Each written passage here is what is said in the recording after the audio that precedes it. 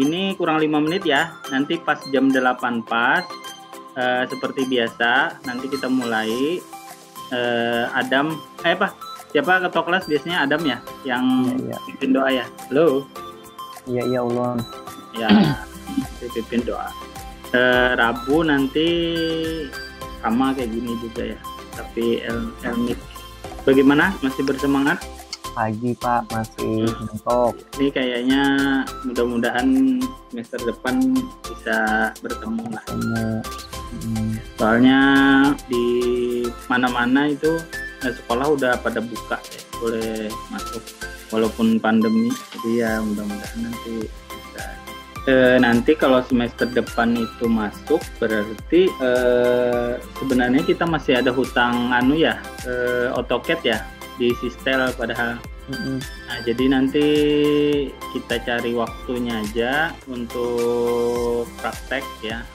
Nanti mungkin ngambil jamnya pelajaran yang Sistel semester ini kan masih muncul ya di semester ini, semester ganjil. Semester genap maksudnya. Jadi nanti mungkin di semester genap itu kita adakan praktek untuk ini yang belum prakteknya. Tel mungkin ada nanti AutoCAD. Itu soalnya waktu tagging nanti yang dipakai di Telkom itu sejenis AutoCAD. Sejenis AutoCAD itu artinya dia cara membuatnya tuh mirip, cara mengerjakannya mirip, walaupun ini istilahnya bukan itu gitu loh. Jadi cuma caranya sama, misalnya kayak download Google Map ya, kemudian dari hasil downloadan itu digambar jalur untuk ini untuk sambungan biasanya. Itunya nanti sama. Cara ngerjakannya ya itu dasarnya nanti. Terus kemudian sampai saat ini masih ada yang inilah belum download di laptopnya. Belum, masih trial. Enggak, yang lain adalah yang belum download di laptopnya. Halo, mungkin sudahan kalau Pak. Sudah semua ya. Semoga soalnya jangan dibuang, itu nanti selalu terpakai, mungkin nanti untuk ini PKK gitu ya, itu selalu terpakai supaya semuanya bisa. Nah, kurang 1 menit ya, kita mulai aja ya. Assalamualaikum warahmatullahi wabarakatuh. Waalaikumsalam warahmatullahi wabarakatuh. Selamat pagi.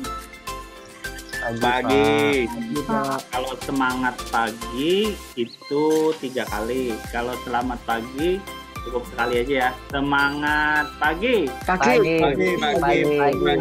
Kenapa jadi semangatnya harus pagi? Supaya paginya ngantuk dah Pak. Paginya ngantuk. Makanya malam tuh jangan nonton drakor. Akibatnya jadi pagi ngantuk. Oke, silakan pimpin doa ketua kelas. Oke.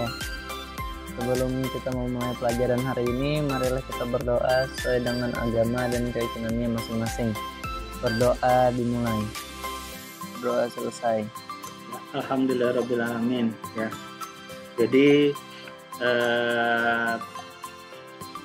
ini pembukaan pagi ya. Kenapa jadi segala aktivitas itu kita awali dengan doa ya, agar aktivitas kita itu nanti jadi baik ya, jadi baik, jadi berguna, jadi manfaat, baik di dunia maupun di akhirat. Maksudnya itu kenapa jadi selalu seperti itu, karena walaupun misalnya kita menuntut ilmu itu misalnya tujuannya nanti untuk bisa bekerja misalnya ya, terus kemudian tujuan itu misalnya tidak terpenuhi, maksudnya dalam artian gini, bekerja itu misalnya akhirnya tuh kita tidak seperti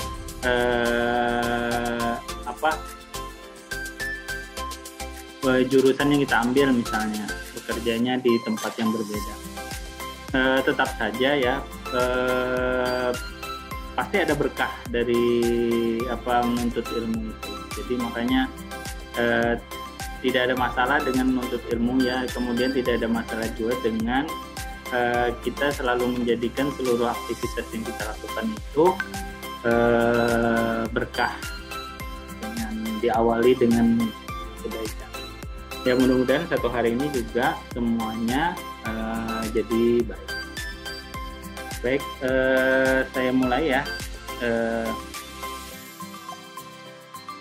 Pembelajaran hari ini.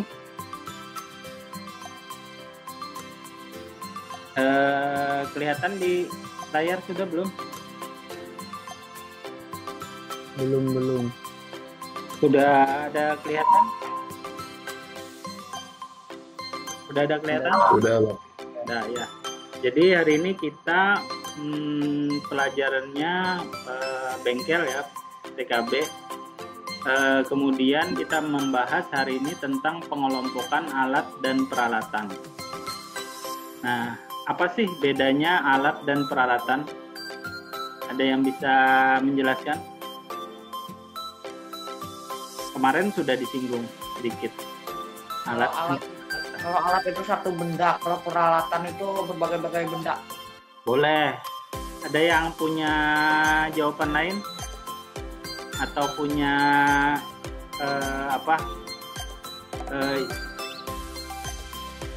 pendapat lain? Bedanya alat dan peralatan. Peralatan tuh oleh manusia, Pak. Alat serbaguna. Gimana? Peralatan gimana? Peralatan hanya digunakan oleh manusia. Ya. Alat biasanya serbaguna. Oh, bisa, boleh. Ya. Yang jelas ya gini, semuanya tuh cuma istilah saja ya. Kalau alat itu sama aja, alat juga sesuatu yang bisa digunakan. Peralatan juga sama, sesuatu yang bisa digunakan. Cuma mungkin bedanya di segi penambahan aja ya, penambahan kata yang artinya juga sama, itu alat. Nah, kemudian ya peralatan atau alat ini ada yang disebut nanti peralatan pendukung ya, seperti hand tool. Hand tool itu nanti terdiri dari peralatan bantu obeng, tang, kemudian kunci pas, ya, penggores, itu semua alat bantu ya. Kemudian nanti ada lagi peralatan itu yang untuk pengukuran. Ya, pengukuran itu nanti termasuk ya, misalnya pengukuran jarak ya. Kalau di TJA itu berarti kalau pengukuran jarak itu dia mengukur besaran saluran ya, besaran panjangnya saluran yang mau diukur dari satu titik ke titik lain. Nah, kemudian itu untuk mengukur jarak ya. Kemudian yang biasa kita tahu peralatan tuh misalnya alat ukur itu misalnya mengukur penggaris ya. Kemudian ada mikrometer stroke ya, mikrometer. Kemudian ada lagi misalnya untuk kelistrikan, mengukur arus ya, ampermeter. Kemudian mengukur tahanan misalnya ohmmeter, mengukur tegangan voltmeter. Kemudian untuk grounding atau pentanahan ya, itu nanti pakai ohm, tapi dia alatnya nanti berbeda dengan ohmmeter yang ada di lab ya. Kemudian nanti ada lagi pengukur saluran optik ya, mengukur saluran optik atau ada OTDR. Kemudian nanti ada yang untuk ngetes sambungan ya. Nah, itu alat-alat yang biasa digunakan di PJA. Ya. Yang baik kita mulai ya. Alat pertama yang mau kita kenalkan adalah penggores. Ya. Fungsinya untuk membuat titik dan garis. Ya. Bentuknya itu ini seperti pulpen ya, cuma dia mungkin lebih kecil, ujungnya itu tajam. Nah, gunanya ini kalau kita ada mau membuat panel, biasanya digunakan seperti itu, atau untuk keperluan yang lain ya. Ya misalnya untuk yang tadi kita buat panel telekomunikasi misalnya dari plat, maka kita akan mengukur berapa potongan yang harus kita buat, kemudian kita menggambarkan tempat misalnya membor untuk nanti membor lampu indikator ya, atau misalnya kita membuat tempat kunci dari panel tersebut, itu kita bisa menggunakan penggores tadi ya. Jadi penggores ini ujungnya itu dari logam ya, besi atau baja ya, yang dia itu bisa untuk memberi tanda bagi sebuah lempengan yang mau kita kerjakan. Nah, kalau di zaman saya dulu itu panel itu bikin sendiri, nggak kayak sekarang bisa beli ya. Jadi panel itu bikin sendiri dari plat lempengan logam itu. Gitu. Kalau sekarang kan ada yang untuk di pinggir jalan atau di kotak hubung itu dia sudah jadi ya, tapi nanti kita juga harus bisa ya, misalnya suatu saat terjadi kerusakan kemudian kita mau memperbaiki panel-panel dari logam tersebut. Nah, alat bantunya salah satunya itu adalah penggores. Kita lanjut. Stem atau cap. Jadi cap digunakan untuk menandai logam dan bahan bukan logam dengan nomor, huruf, dan angka. Nah, jadi tujuannya memberi cap ini untuk apa? Untuk memberikan register ya, nomor seri. Jadi bentuknya cap ini di ujungnya tadi sudah ada huruf ya atau angka, sudah ada seperti itu. Jadi kalau kita meregister panel itu bisa kita pasang nomor seri atau nomor bahannya itu dari memakai cap ini. Ada yang pernah lihat nggak ini? Halo? Udah pernah, Pak. Oke. Nanti ya, kalau mudah-mudahan kalau ada ini praktik ini. Kalau ada. Baik, kita lanjut. Penitik. Nah, gunanya untuk menitik, memberi titik-titik dan pusat pada lengkungan. Jadi ini fungsinya agak beda ya nanti dengan penggores. Kalau penggores itu untuk menggambarkan misalnya di plat tadi mau kita potong. Kalau penitik ini untuk memberikan titik pada sebuah tempat tertentu yang misalnya mau kita bor ya. Jadi fisiknya dia lebih gendut ya, lebih gendut. Jadi dia lebih besar ketimbang penggores. Kalau penggores itu bentuknya kecil, ya kecil, kayak pensil, ya mungkin seperti itulah. Tapi mungkin lebih kecil lagi.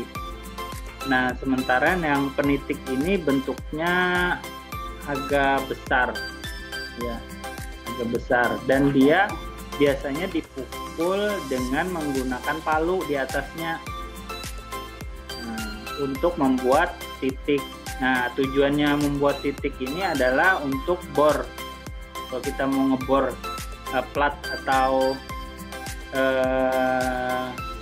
bagian logam, itu kita bisa menggunakan profil, misalnya yang mau kita bor ya, itu kita bisa menggunakan penitik ini untuk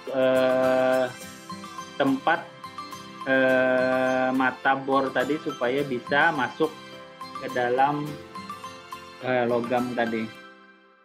Ini biasanya dilakukan di praktikum kerja bangku ya, kalau misalnya ada. Ya. Lanjut, jangka. Ada yang pernah lihat jangka? Pernah. Fungsinya buat apa jangka? Bola lingkaran. Buat lingkaran. Nah, kalau ini, kalau biasanya dilihat mungkin di SMP ya, jangkanya itu ujungnya dari pensil. Ya, biasanya kita lihat. Kalau ini dari logam. Jadi kedua ujungnya itu sama-sama logam. Fungsinya sama ya, untuk membuat lingkaran pada plat atau profil, untuk membuat lingkaran, gambar lingkaran ya. Kalau penitik tadi untuk gambar, misalnya kita bikin garis lurus ya. Nah, kalau yang ini untuk yang bulat, sama untuk keperluan membuat gambar di sebuah plat atau profil. Kemudian alat selanjutnya gergaji tangan, pemotong benda kerja. Ada yang pernah lihat ini di rumah? Ada. Nah, yang atas ya itu gergaji untuk pipa, ya, gergaji pipa. Ya, kemudian ada gergaji untuk besi juga, ya bisa. Selain untuk pipa, untuk besi.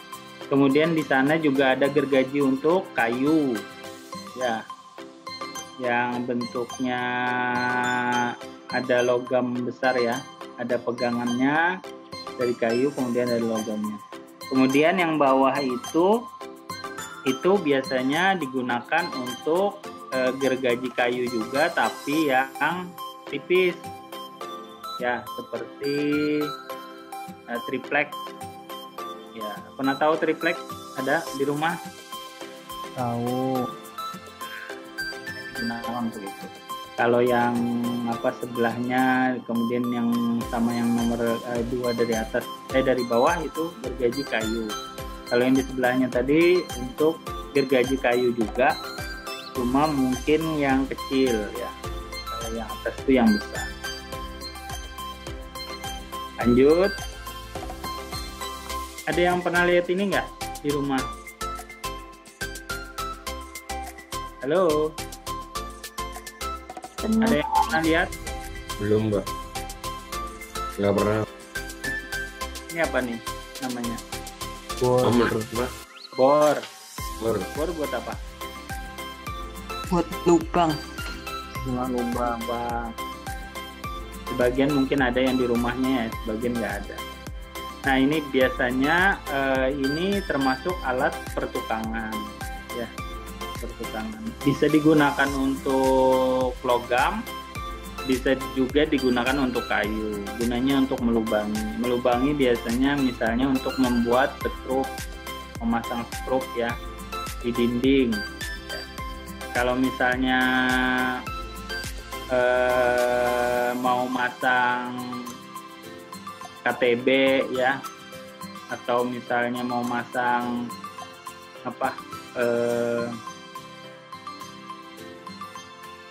ONT ya di dinding ya, pakai ini.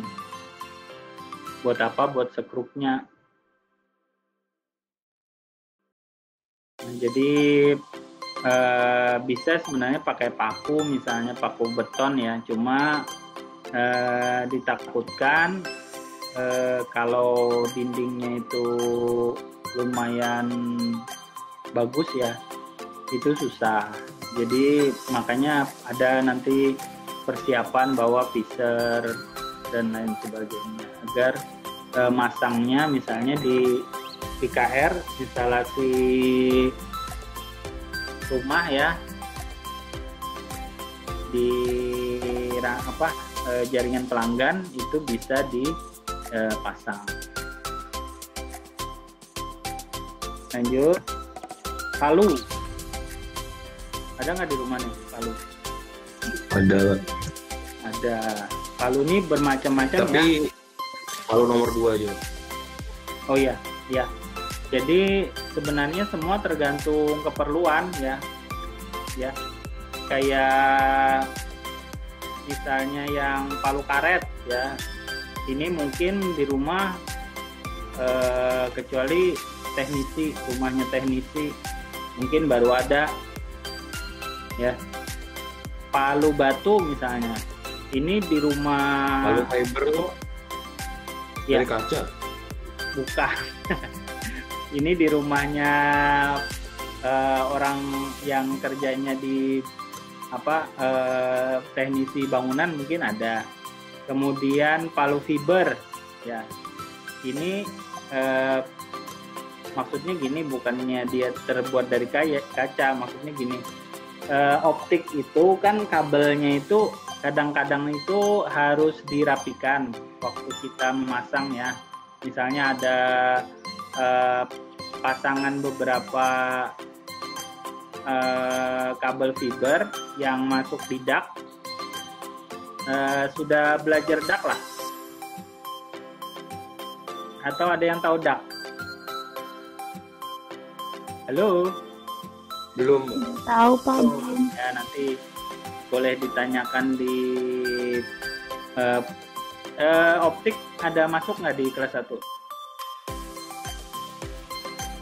Belum. Belum.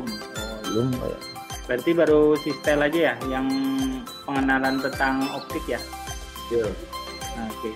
Nanti boleh ditanyakan ke gurunya yang lain ya.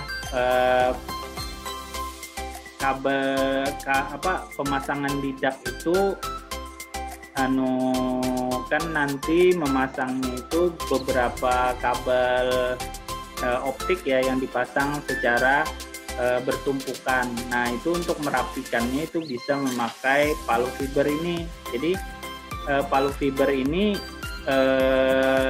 sebenarnya hampir sama ya sama palu karet ya. Kalau palu karet itu dia terbuat dari karet ya. Kalau fiber ini bahan padatan juga ya, cuma agak keras sedikit ya ketimbang yang karet. Gunanya sama sebenarnya, dia untuk palu kabel. Jadi kabel itu supaya rapi, kedudukannya waktu ditumpuk itu memakai ini, palu ini. Jadi tidak memakai palu kambing, palu konde, itu bisa rusak permukaan kabelnya ya. Makanya dia memakai fiber atau karet untuk merapikan. Apalagi jangan pakai palu batu, rusak kabelnya ya. Halo. Kok diem aja? Palu karet mau? Ya, jadi antara boleh palu karet atau palu fiber untuk kabel ya, untuk merapikan kabel. Oh iya, yang bahannya selain besi bisa? Ya, yang jangan besi ya. Ini fiber dan karet ini tidak dari besi ya. Ini yang buat merapikan kabel ya. Tapi misalnya masang klem, nggak boleh pakai palu fiber atau palu karet, rusak nanti ininya palunya. Ingatin itu kalau masang klem berarti pakai palu apa? Tahu ada yang tahu klem nggak? Pemiko apa? Jadi kabel di dinding ya, kabel dinding yang untuk IKR itu ada misalnya kabel itu dijepit sama sesuatu yang yang putih, yang menahan nah, kalau konde ya itu kan pakai paku kan ya ininya, alat penempelnya itu jangan coba-coba pakai fiber dan karet mentang-mentang ada di tool yang dibawa sama teknisi, misalnya ada fiber ada karet, ini dipakainya buat apa juga nggak tahu, misalnya dipakai buat malu kabel dinding, wah itu rusak nanti. Jadi memakai alat tuh harus sesuai sama peruntukannya, jangan juga pakai palu batu, rusak dinding orang. Itu ya. Akan ini peralatan yang tepat. Dari sini ada yang ditanyakan nggak? nggak ada, Bang. Ada. Ya, paham aja ya. Ragum atau penyepit, pernah lihat ini? Pernah, Pak, di tukang kayu. Iya, di tukang kayu, di tukang besi ada ini. Kalau yang sering lihat misalnya di tempat ini pembuatan, misalnya di rumahnya ada ini ya, di sekitar rumahnya misalnya ada orang yang biasa bikin pagar ya, bikin peralatan yang logam-logam yang di lak, nah biasanya ada ragum, dia fungsinya buat menjepit logam untuk pekerjaan logam, buat mempertahankan ininya supaya jangan gerak ya. Jadi dia punya 2 rahang, kemudian ada pemegang yang untuk diputar. Jadi dia kayak sekrup tapi kayak kunci Inggris ya, kalau ada yang pernah tahu kunci Inggris. Bentuknya seperti itu ya, tapi dia lebih besar. Lanjut, tang. Ada nggak di rumah nih? Ada, Bang. Ada. Jadi tang itu jangan semua tang itu tidak tahu namanya ya. Tang itu bermacam-macam juga. Ya, ada yang kombinasi, kemudian ada potong, ada lancip, ada tang kakak tua, ya, ada tang buaya, ada rivet. Tang buaya dengan yang rivet tuh nggak tahu deh. Oh ya, jadi gini, tang kombinasi itu bentuknya bisa digunakan sebagai tang potong dan tang penjepit biasa ya, tang kombinasi. Terus nanti rahangnya tuh agak besar ya. Kemudian ada tang potong itu tang yang khusus buat memotong benda ya, memotong benda, baik dia biasanya tuh bisa untuk motong sekrup, untuk motong paku, ya, untuk misalnya pengupasan kabel misalnya itu bisa pakai tang potong. Karena kabel itu kan misalnya di dalamnya tuh macam-macam ya, terdapat misalnya seling, ada selingnya di situ yang mau dipotong, atau misalnya kita mau ngupas itu memotong ujungnya misalnya. Nah itu bisa pakai tang potong, atau kita motong optiknya misalnya atau tembaganya bisa pakai tang potong. Kemudian ada lagi tang lancip. Nah, tang lancip ini kebiasaannya tuh digunakan untuk menjepit atau mengambil sesuatu ya. Menjepit tuh misalnya gini, ada ring ya, yang waktu kita memasang sekrupnya misalnya ringnya tuh harus dijepit. Nah itu biasanya pakai tang lancip. Terus ada lagi tang kadu. Wah, nyaduk batu tuh. Ya bentuknya seperti itu ya, seperti giginya kakak tua atau lovebird. kalau ada yang punya. Nah itu buat ngambil paku. Ya. Di dinding-dinding juga dia bisa digunakan untuk itu. Nah kemudian ada lagi tang buaya. Ada yang pernah lihat nggak nih? Belum, Mbak. Apalagi cewek ya. Nggak pernah lihat ya. Dia yang taunya ini apa lelaki buaya. Beda buayanya. Tang buaya nggak tahu dia. Nah, tang buaya ini biasanya gini, kalau ada sekrup ya atau benda yang apa udah aus ya. Jadi istilahnya mau kita buka pakai kunci biasa dia nggak bisa, macet. Ini biasanya bisa kita pakai tang buaya ini. Jadi dia kayak ada hidroliknya gitu ya. Jadi dijepit dulu ya, baru di ujung dari salah satu penjepitnya itu ada sekrup ya untuk mengeraskan dari jepitan kita tadi. Nah lalu setelah itu jepitan tadi bisa kita longgarkan, kemudian sambil melonggarkan kita putar. Nah jadi bedanya sama tang kombinasi, kalau tang kombinasi itu waktu kita menjepit itu pas kita mutar sama-sama harus kuat antara jepitan dan putaran. Sementara kalau tang buaya ini kita tuh di awalnya aja menjepitnya, di awalnya aja. Setelah kita kerasin ya ujungnya yang ada sekrupnya itu dia sudah mengunci. Gitu. Bedanya gitu. Jadi otomatis nanti pas kita mau buka itu tinggal konsentrasi tenaga sama proses memutarnya saja. Tidak usah pakai tenaga untuk mempertahankan jepitan.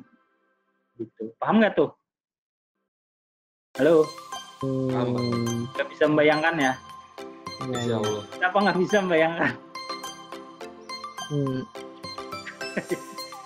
Ini bangun tidur nih susah. Terus ada rivet.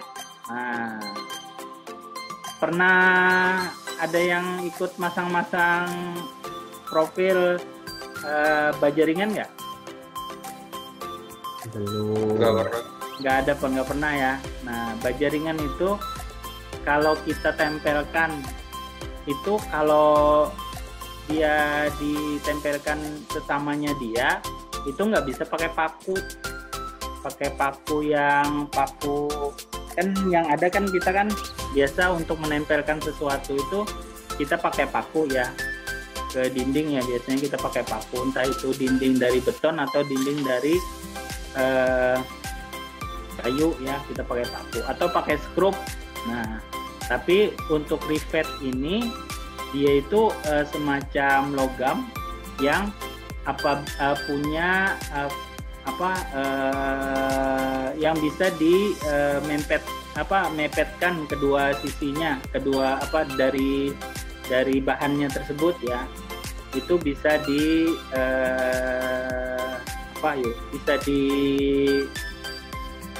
bisa dibesarkan kedua sisinya. Jadi sisi kepala dan sisi badannya tadi itu menggunakan tang rivet.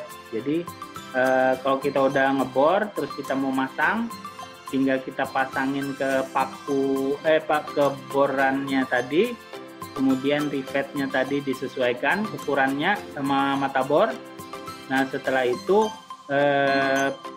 bisa kita gunakan rivet tadi. Jadi fungsinya rivet tadi dia akan menarik ya kepala sama badannya tadi agar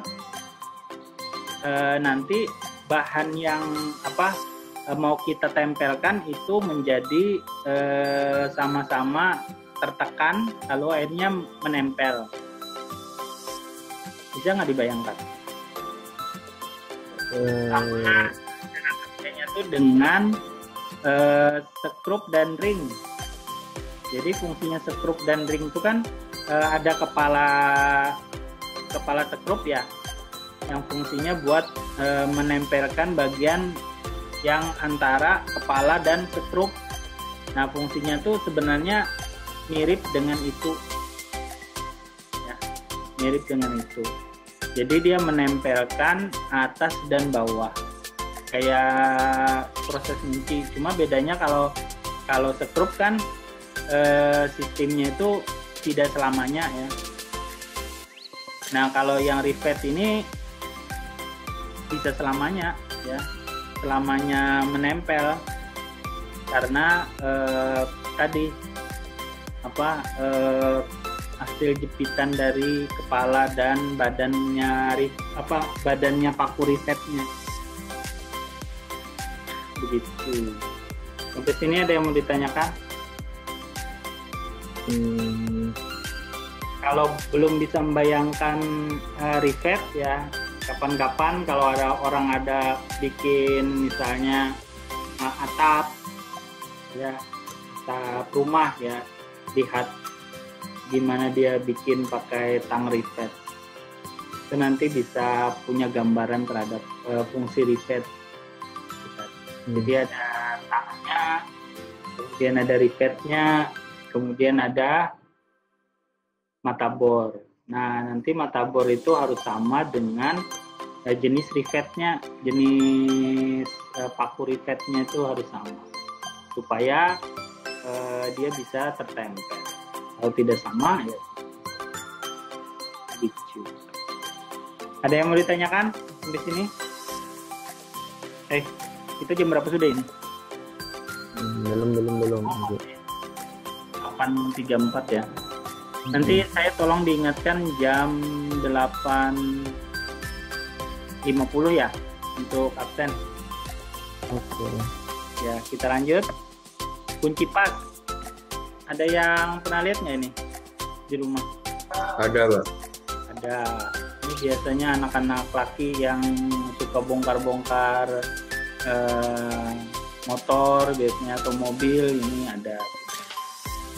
Ini ada yang bentuknya ring, ada bentuknya pas ya. Yang atas itu bentuk pas, yang belakang itu bentuknya ring. Ya.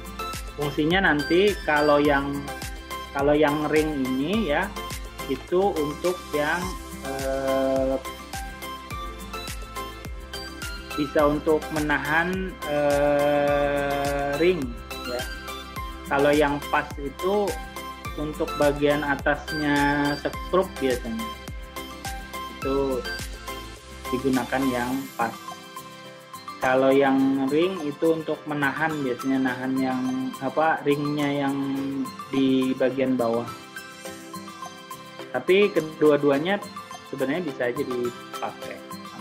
Cuma kalau yang pas misalnya bisa lewat samping, kalau yang ring ini berarti harus dari atas. Itu aja bedanya. Tapi kedua-duanya biasanya sama, bisa digunakan. Nah, kemudian ini yang ring ya. Yang ring ada yang agak miring sedikit ya ringnya. Ada yang lurus. Hampir sama yang tadi ya. Tapi ini khusus ring miring dan ring lurus. Kemudian heksagon, screw. Ada yang pernah lihat nggak ini? Ada, Pak. Anak motornya nih, ya. Buat ngelepas bodi. Ini biasanya digunakan banyak juga, ini perlunya closure juga ada kuncinya yang harus pakai heksagon ya. Kunci L ya istilahnya, makanya yang kunci Allen. Soket ada di rumah nggak nih? Ada, Pak. Ada, bagi yang punya mobil biasanya paling hafal dengan kunci ini, bahkan wajib kalau di pinggir jalan misalnya ini bocor harus bisa anak laki gitu loh. Kalau anak cewek sih minta tolong. Kalau anak laki ini rugi, nggak bisa bongkar ban. Oke, jangan keren bawa mobilnya aja ya, kita bisa buka ban, bikin malu aja ya. Jadi harus tahu kunci soket, kemudian harus tahu gimana menggunakan dongkrak, ya. Di motor juga ada. Ini biasanya kalau di industri ya, ini bisa buat bongkar mesin. Ya. Jadi kap mesin dan lain sebagainya itu pakai soket. Nggak bisa pakai kunci ring, nggak kuat. Pakai kunci soket bu. Karena kuncinya ini lebih besar. Sudah, kita lanjut. Obeng. Ada yang tidak kenal ini? Kenal. Cewek ada yang kenal nggak ini? Obeng. Halo, cewek. Kenal Pak. Ibu-ibu Kenal, Pak. dengan obeng bu. Wajib bu kenal bu, karena di TJA bu ya. Nanti belajar tahu tentang obeng. Obeng itu nanti terbagi dua ya. Minus Ada yang permukaannya lurus, obeng min. Ada yang permukaan ujungnya itu obeng plus, obeng minus. ya. Jadi jangan disamakan bu ya. Nanti kalau praktek misalnya ambilkan obeng, itu harap ngambil keduanya. Jangan ngambil salah satu aja. Nanti pasti diterusin. Masa nggak tahu obengnya? Ini kan kita mau membuka misalnya mau membuka skru plus misalnya, kenapa dikasihkan yang min? Nah, jangan bikin malu seperti itu. Jadi bawakan aja kedua-duanya ya. Kalau disuruh ngambil obeng, kecuali misalnya sudah ada ketentuannya, misalnya ambilkan obeng min. Nah, jangan diambilkan yang plus bu ya. Nanti tidak sah jadi TJA bu. Ini terus ada lagi yang test pen. Nah, test pen itu yang di pojokan itu yang ada lampunya. Ini bukan buat ngobeng skrup ya. Walaupun ujungnya itu ada yang plus dan ada yang min. Test pen itu gunanya untuk ngetes listrik. Ya, ingatin ya. Jangan digunakan untuk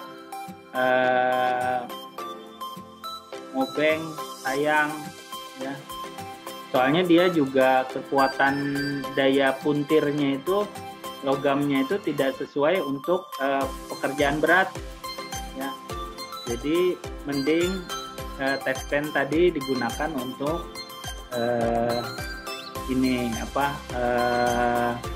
ngetes saluran ya. Jadi dia kalau nyala berarti ada tegangannya. Kita lanjut. Nah, ketemu tugas kan ya?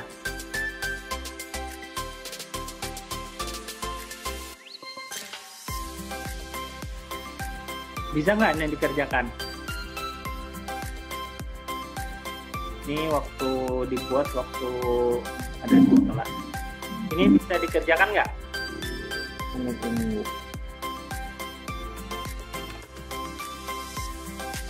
Maksudnya daftar peralatan yang tadi Bapak sebut itu apa? Nanti ya dikerjakan, mungkin ini nanti di semester 2 ya, semester genap. Jadi dicatat aja dulu tugasnya. Nanti dikerjakan di semester genap pas waktu kita masuk ke sekolah secara normal ya. Dicatat aja dulu. Jadi nanti kita bikin 2 kelompok ya. Ada yang kelompok A sama kelompok B.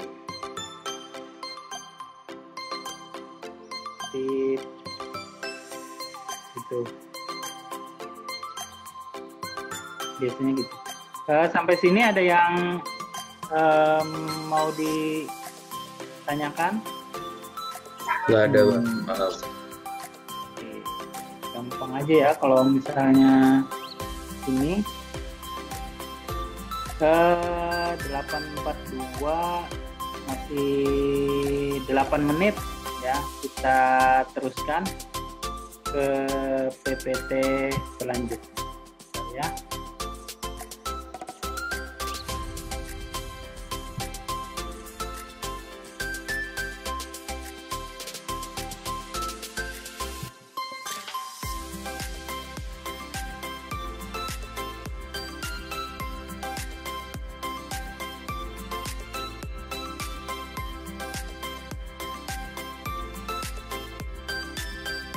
Tolong diingatkan nanti jam berapa? Jam 8.50.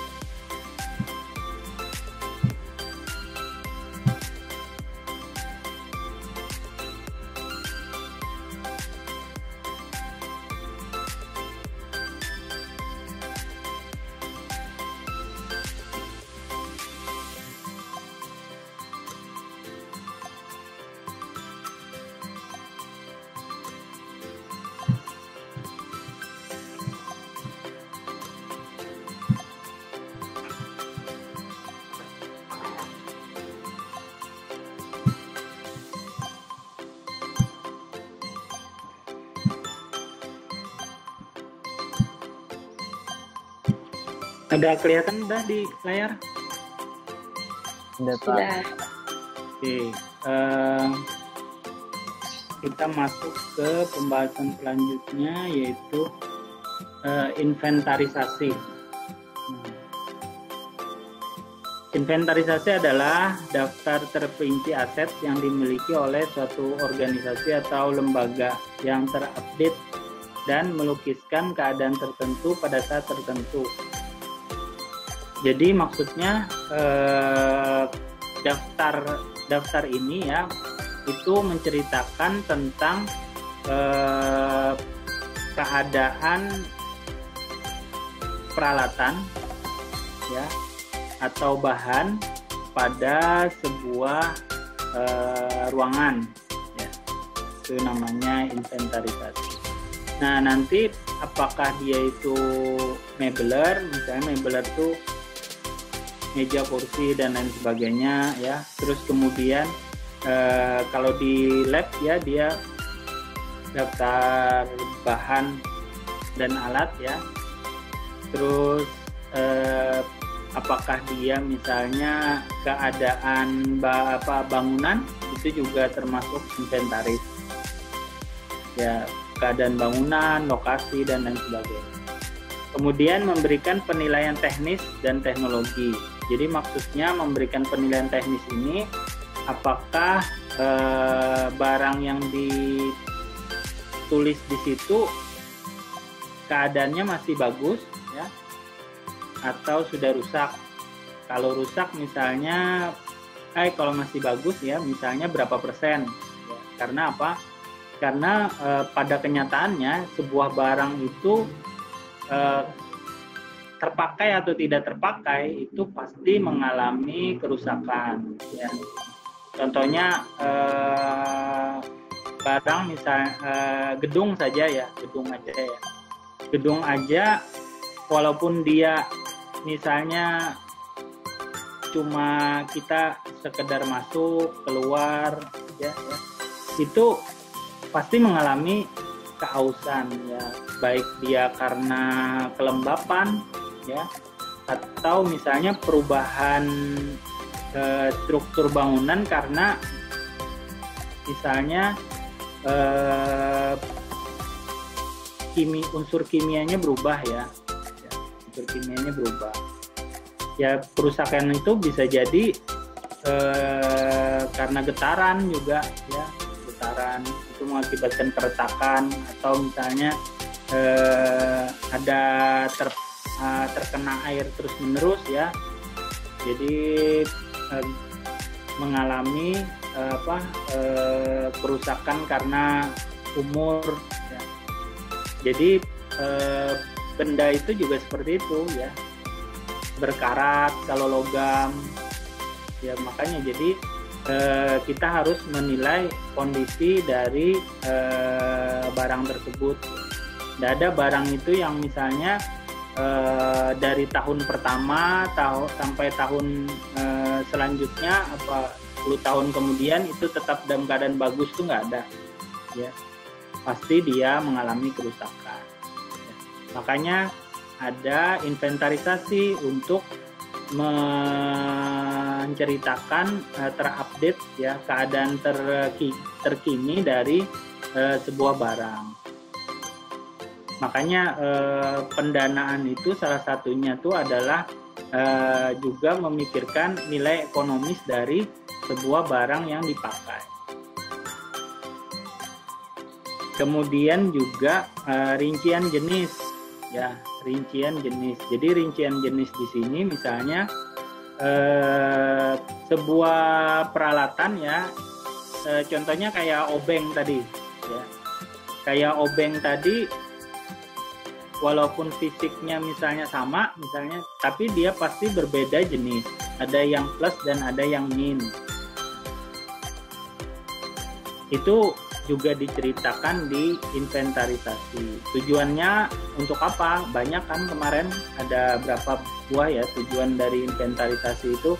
Salah satunya misalnya agar alat dan bahan tersebut bisa terdeteksi ya, terdeteksi keamanannya dan lain sebagainya.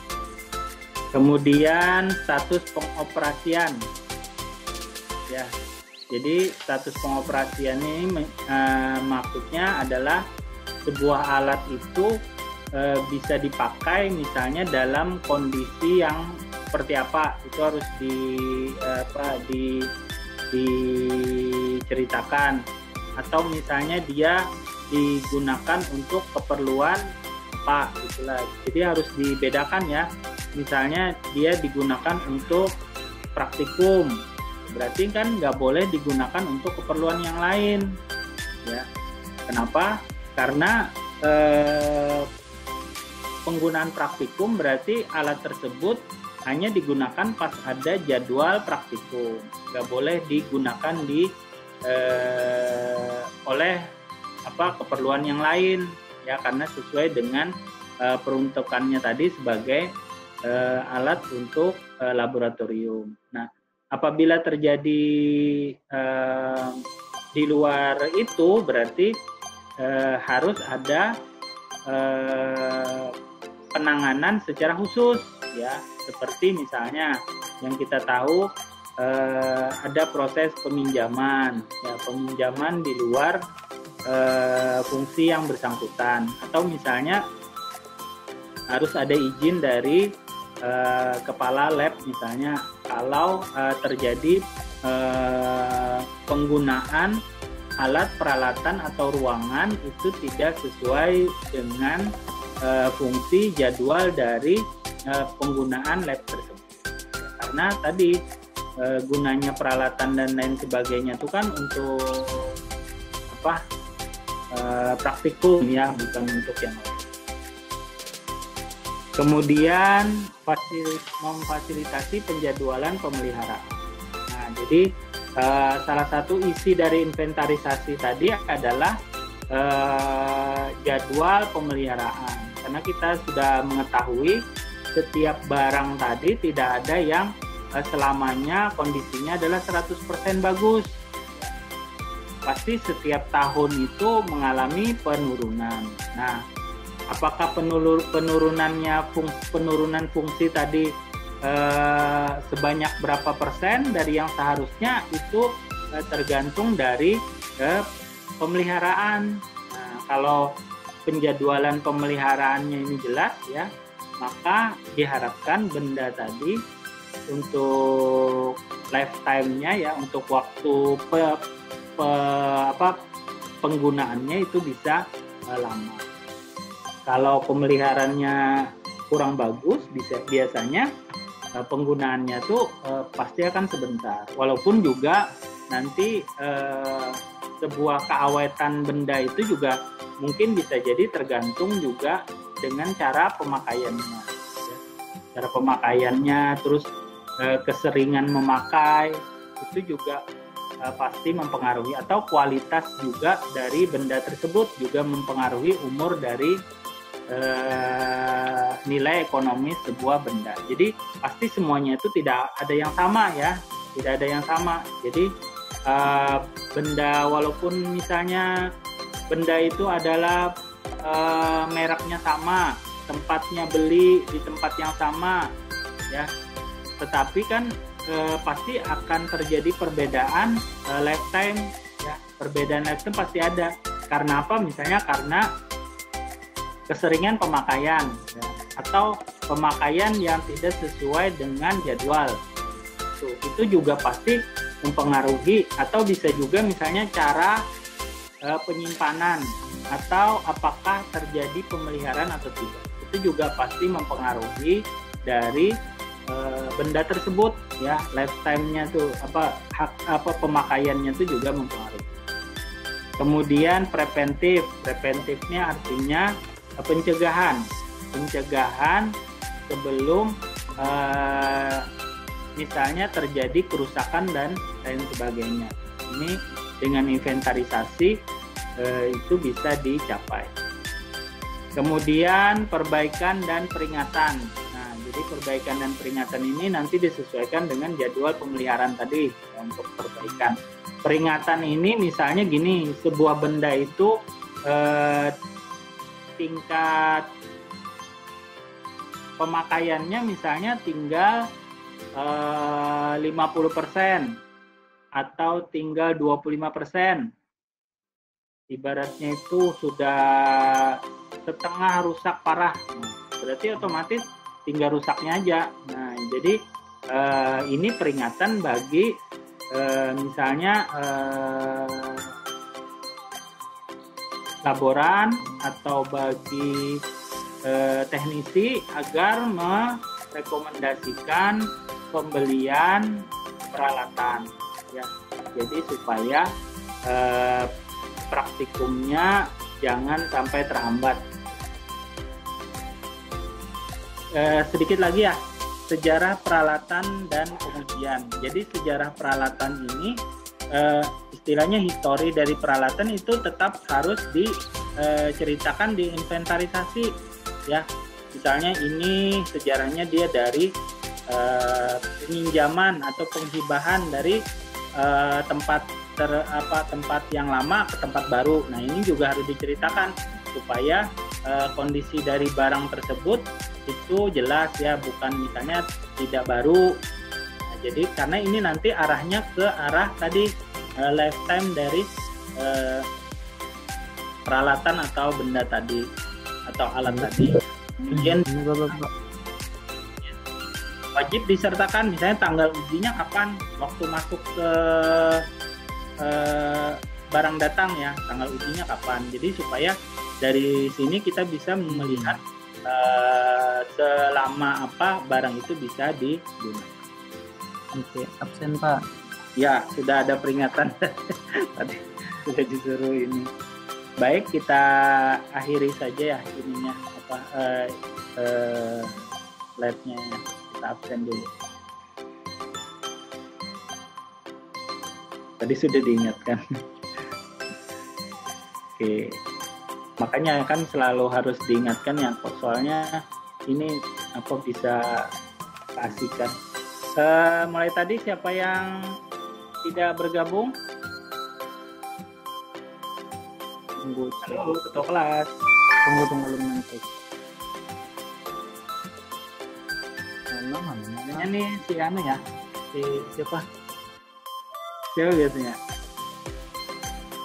yang tidak masuk. Munawara kada ada enak. Munawara ya. Munawaro. Apa lagi? Itu aja. Itu aja. Jumlahnya 26 ya? Iya. Kirim. Mumpung masih ada waktu, ya. Ada yang ditanyakan nggak?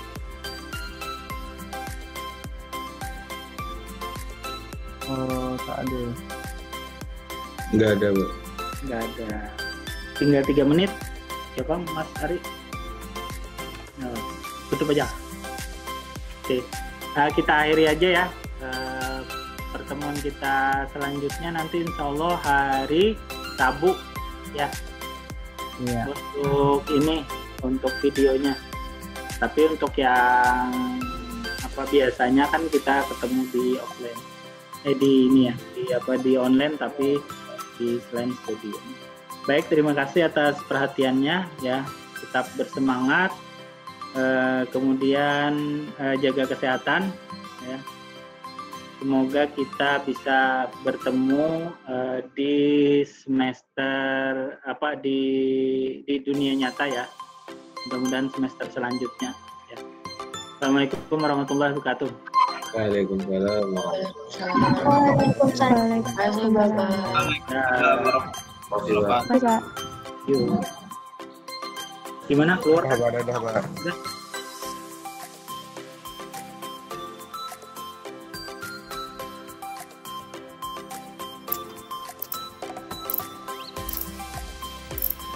Ya sudah ya, kita lanjutkan ke bab 6. Barisan dan deret geometri. Oke, kalau barisan dan deret aritmatika itu kemarin ciri-cirinya apa?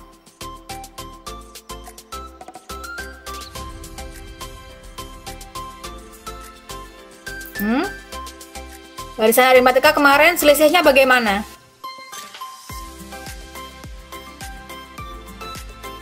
Halo, dengar nggak ya? Selisihnya sama, Bu. Selisihnya sama. Terus selisihnya itu berupa apa? Penjumlahan, pengurangan, perkalian atau pembagian? Penjumlahan dan pengurangan. Oke, penjumlahan dan pengurangan. Sekarang kalau yang geometri, Perkalian dan pembagian. perkalian dan pembagian. Tapi kita pakai perkalian aja ya. Kalau pembagian kan perkalian itu sama aja nanti perkalian dengan pecahan. Pembagian itu ya. Jadi kita pakai perkalian aja ya. Oke.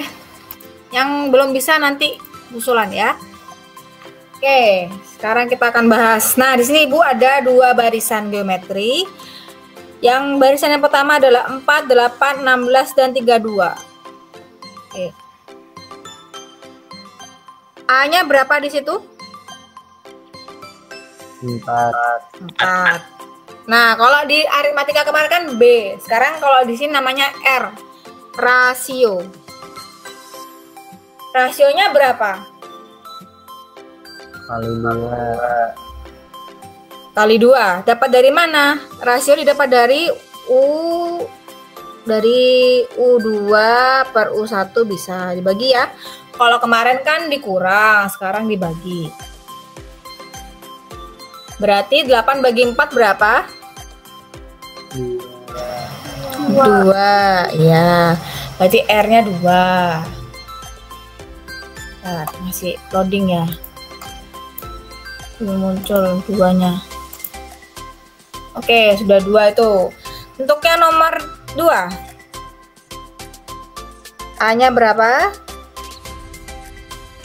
6. R-nya 3 atau sepertiga? Sepertiga. Kan caranya sama kayak tadi, R U2 per U1. Berapa? 2 per 6. Berarti hasilnya 1/3. Jadi bukan pembagian ya, tapi perkalian juga, tapi dikalikan dengan 1/3. Silakan dicatat dulu.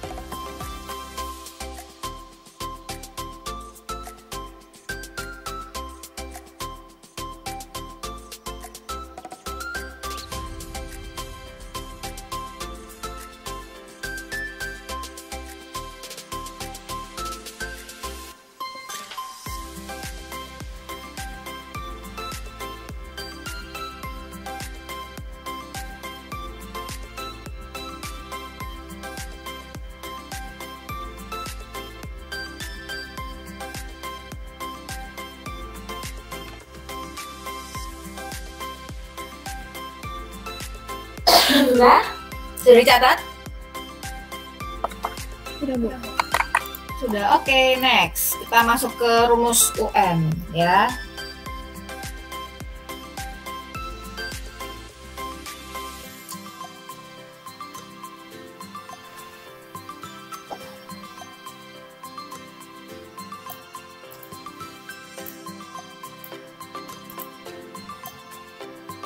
Rumus UN dari barisan geometri UN.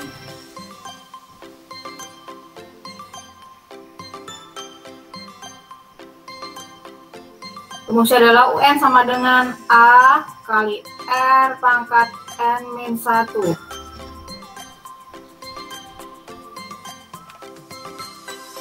Jadi di sini yang dipangkatkan adalah R-nya. Oke.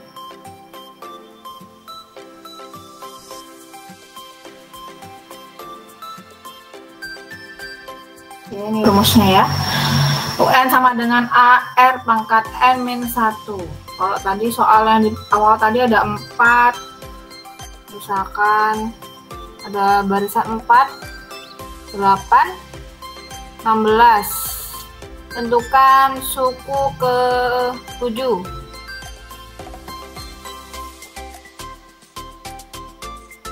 Berarti langsung aja kita masukkan ke rumusnya AR pangkat N-1.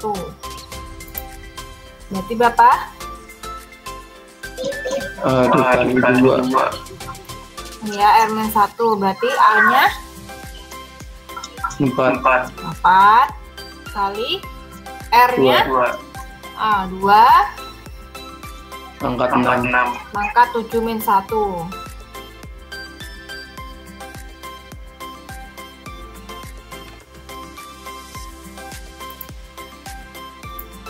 Berarti 4 kali 2 pangkat 6.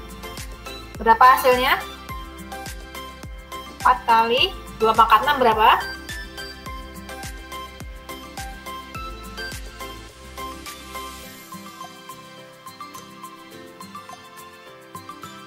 Dua pangkat 6 kan 2 kali 2 kali 2. 64. Berarti hasilnya berapa? 4 kali 6, 4.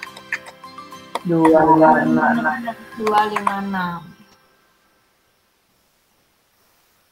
Oke, itu caranya ya. Soal nomor 2. Tadi yang soal nomor 2 itu berapa? 6,2,2 per 3 gitu ya. Tentukan U5. U5 nya berarti sama dengan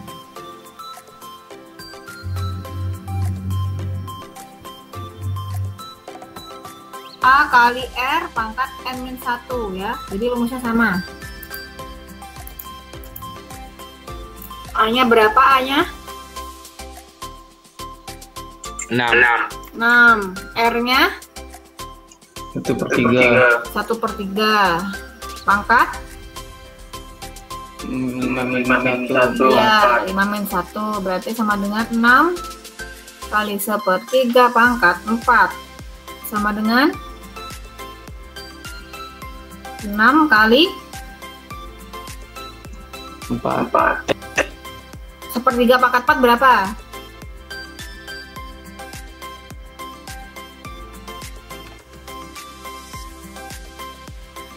Ayo 1/3 pangkat 4.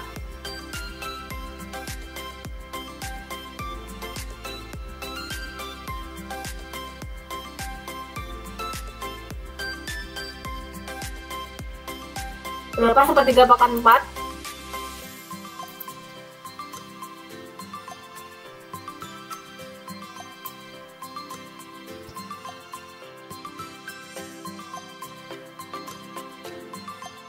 Kan sama artinya kan 1/3 pangkat 4 itu kan 1/3 kali 1/3 kali 1/3 kali 1/3 iya. Berarti kita coret ya, 6 dengan 3 bisa coret. Berarti 2/27. Iya betul 1/81 tadi. Oke ya. Hasilnya adalah 2/27. Silakan dicatat dulu.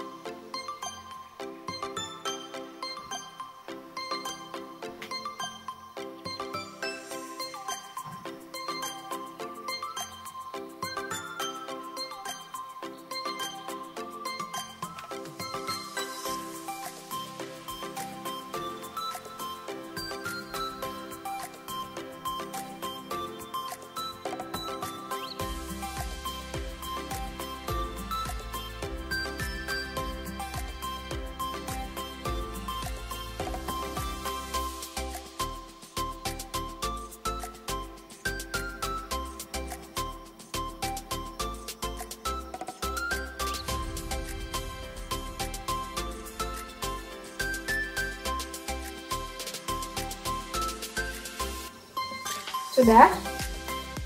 Sudah selesai?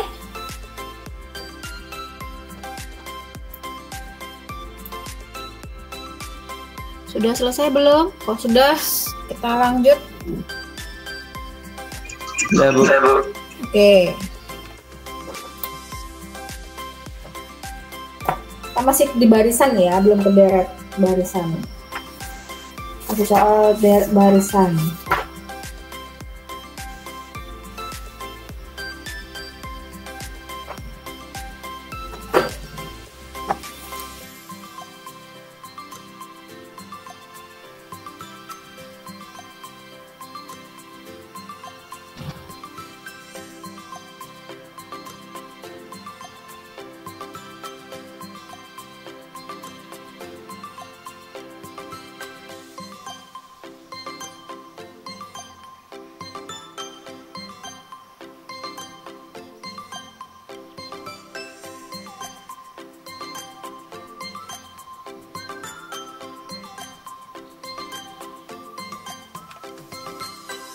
Soal nomor 3.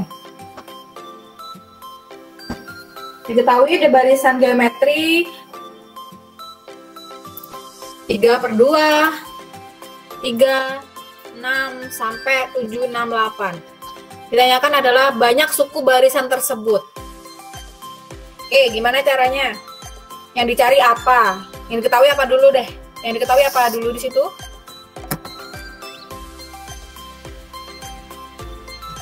Yang diketahui?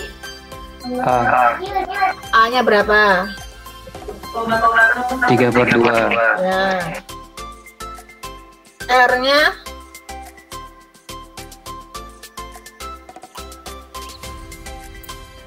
Rasionya berapa?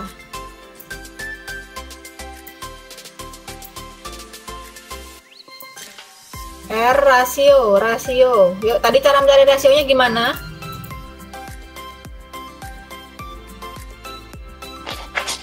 R-nya 2. R-nya 2, oke. Kan kali 2 kan itu ya, kan 3/2 kali 2, 3. 3 kali 2, 6, dan seterusnya. Oke. Kemudian 7, 6, 8 itu apa? UN. UN. Nanti UN-nya 7, 6, 8. Dan ditanyakan apa?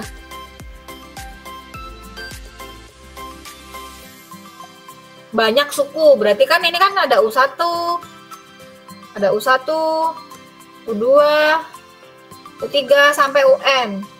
Berarti banyaknya dinyatakan dengan apa? SN. N dong, N, SN kan deret. N-nya ini kan N aja. Jadi 768 tuh U keberapa kan gitu. Ini kan itunya. Jadi kita tarik N-nya sekarang. Caranya gimana ya? Pakai rumus tadi ya, UN. UN sama dengan A kali R pangkat N min 1. Terus UN diketahui, UN tadi kan sudah diketahui, berarti kita masukkan aja UN-nya. UN 768 berarti 768 sama dengan A-nya. A-nya berapa? 3/2 ya. Kali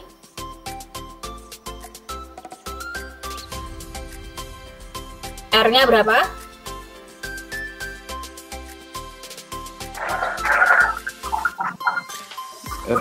Ya. 2. Pangkat N min 1. Jadi N-nya belum tahu ya.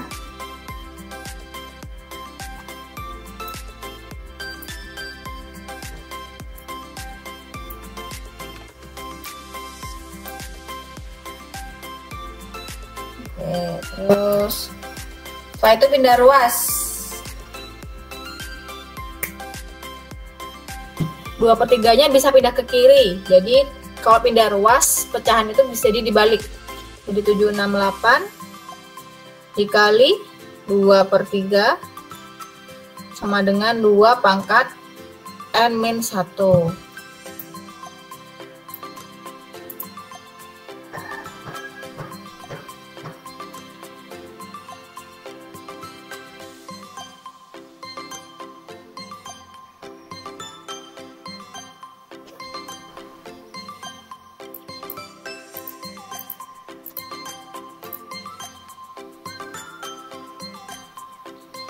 Oke, kemudian kita bisa coret ya. Nah, itu 768 dengan 3 kita coret, sisa berapa?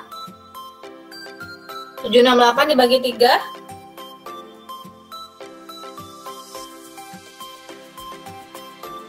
256. 256. 256 kali 2 berapa? 512. 512 sama dengan 2 pangkat n min 1. Oke, lanjut. Berarti 512 itu kita bisa ubah jadi bentuk pangkat nggak? Bisa. Bisa jadi 2 pangkat berapa?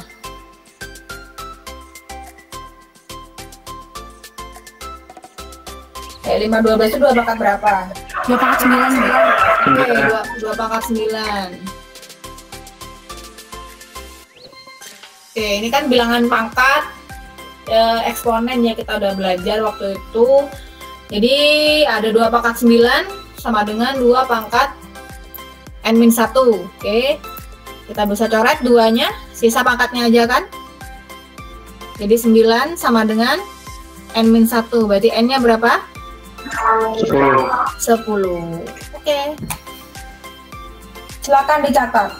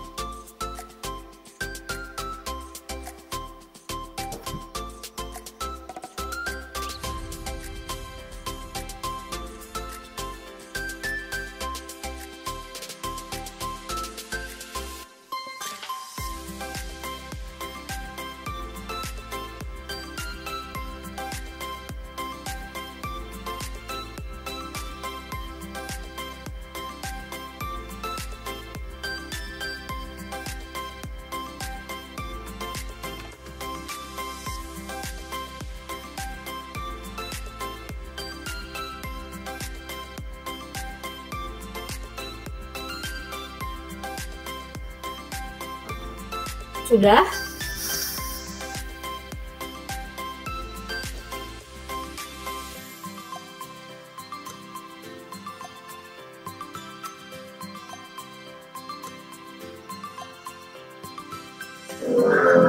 Sudah, Bu.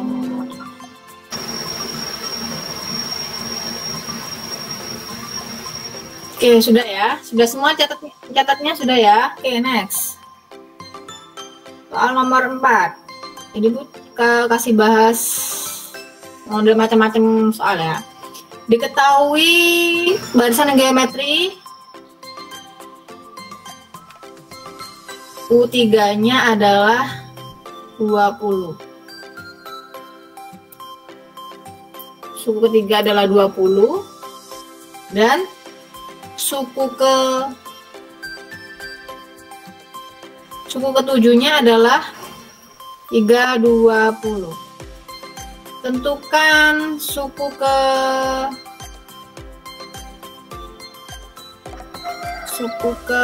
berapa ini? 8. Ya. Di situ diketahui suku ketiga adalah 20, suku ketujuh adalah 320. Tentukan suku ke-8. Jadi kita yang belum tahu kan di situ ada A-nya belum tahu, R-nya belum tahu ya. Jadi kita sama kayak kemarin. Jadi kita ubah ke dalam bentuk rumusnya UN. Berarti dalam rumusnya adalah UN sama dengan A R pangkat N min 1. Kalau U3 berarti gimana caranya U3? U3 rumusnya berarti kan kita ubah jadi apa? A R 3 min 1. Ya, A R N-nya kan 3, berarti 3 min 1. Berarti AR pangkat berapa? 2. AR pangkat 2 sama dengan 20. Ya, terus yang U7. AR pangkat 6 sama dengan 320. Ya. AR pangkat 6 sama dengan 320. Oke, ini kita bisa perbandingan ya.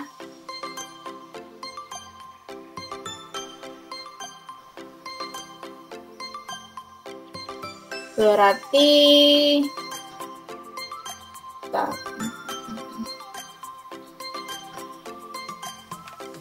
bisa nggak gini caranya? Karen kok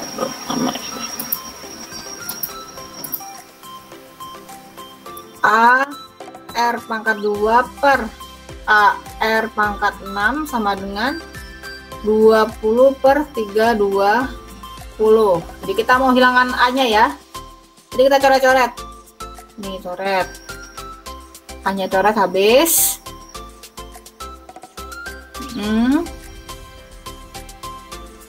20 dengan 320.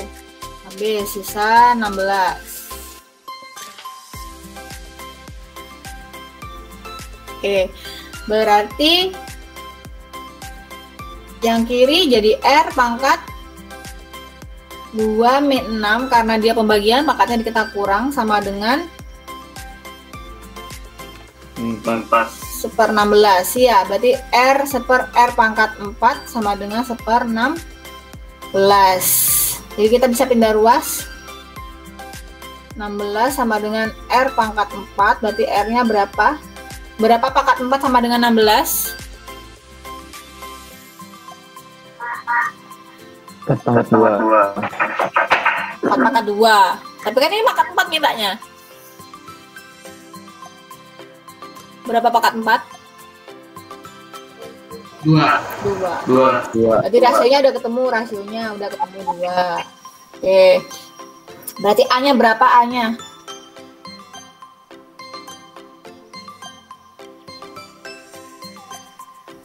A-nya berapa?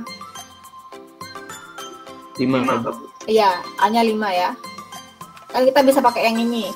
Berarti A R pangkat 2 sama dengan 20. Berarti kan 4 ya. Berarti A sama dengan 20 per 4. A-nya 5. Oke, sekarang cari U8 berapa?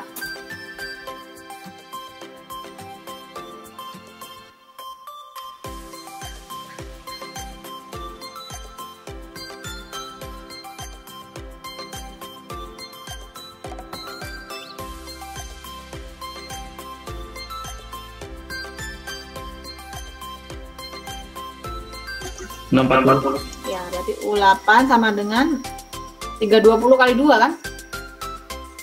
Juga bisa kan? Langsung berarti 64. Oke, silakan dicatat.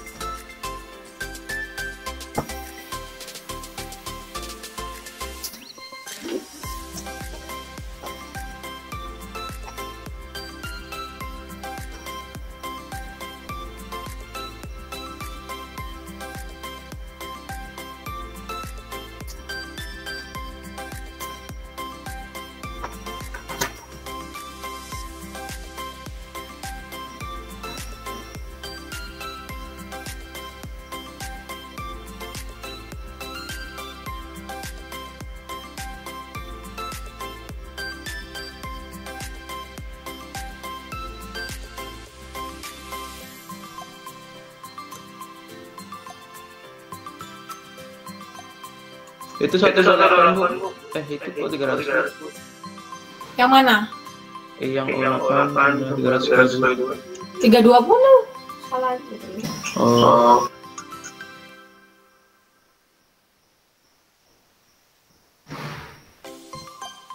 anu belum loading tuh berarti udah ralat tadi 320 kali 2 640 kan kali 2 R nih R dia.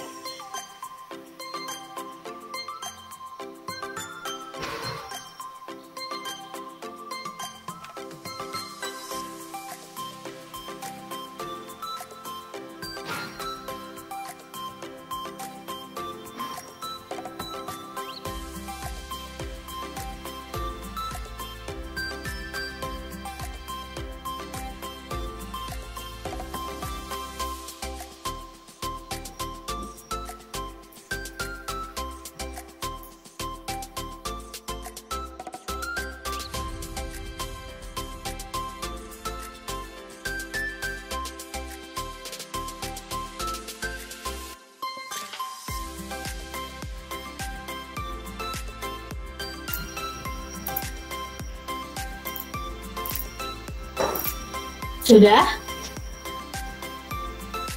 Belum Bu, bentar.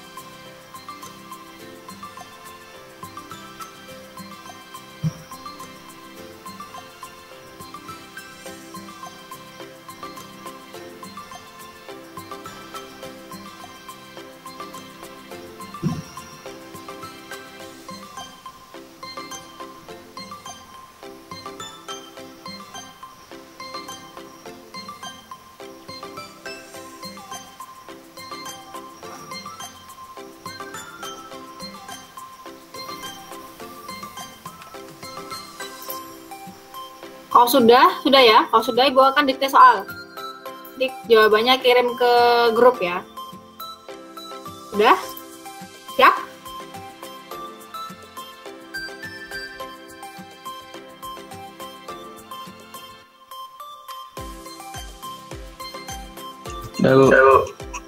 Siap. Diketahui barisan geometri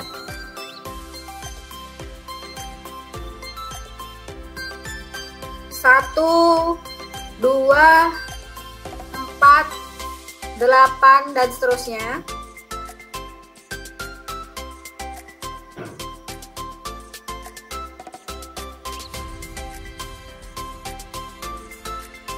Tentukan suku ke-8.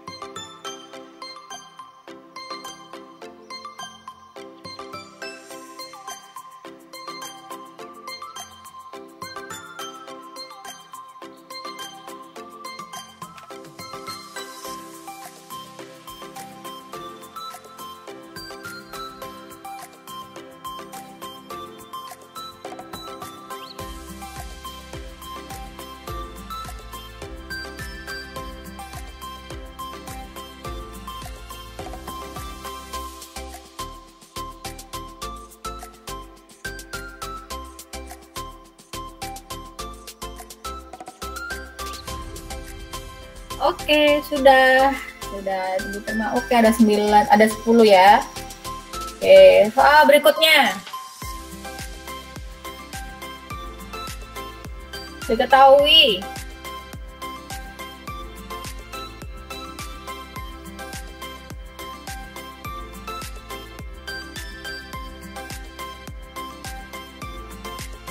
barisan diketahui barisan 200, 100, 50 dan seterusnya.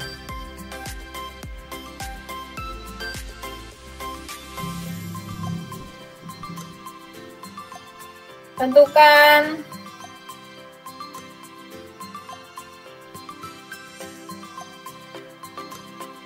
suku ke-6.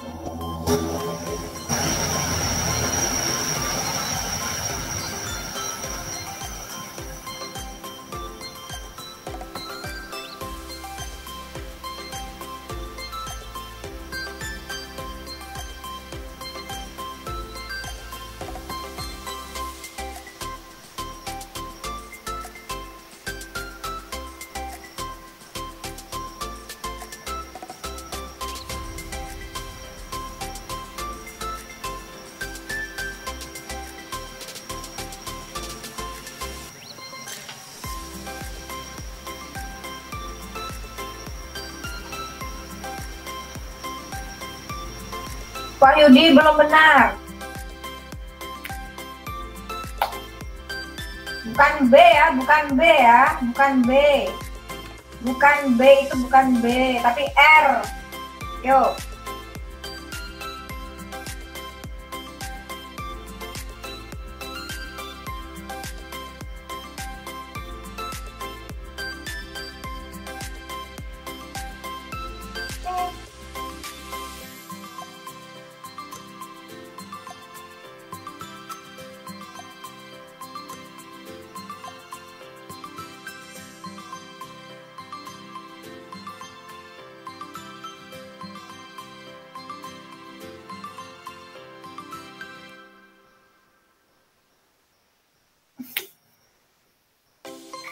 Oke, sudah stop ya, terakhir, soal terakhir.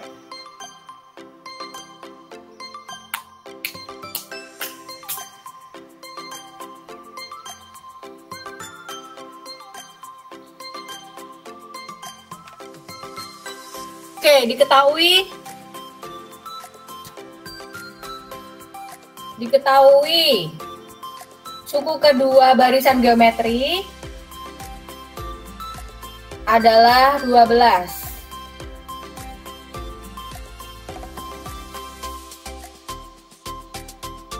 Suku kelimanya min 324.